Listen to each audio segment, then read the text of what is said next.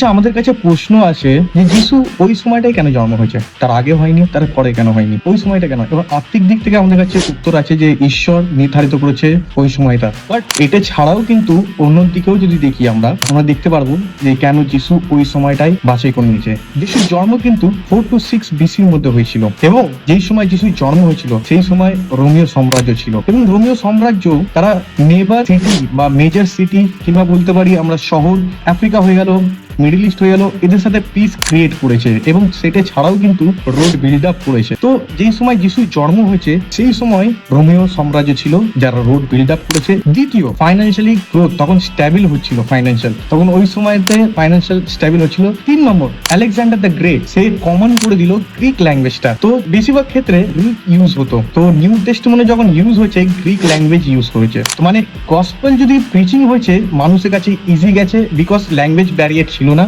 দ্বিতীয়, রোড ছিল, গসপেল অনেক দূর পর্যন্ত গেছে, তাই কারণে আমরা বলি যে ঈশ্বরের টাইমিং পারফেক্ট টাইমিং। ইন্টারেস্টিং না? এবং আরেকটা ইন্টারেস্টিং বিষয় রয়েছে, নিচে সাবস্ক্রাইব বাটন।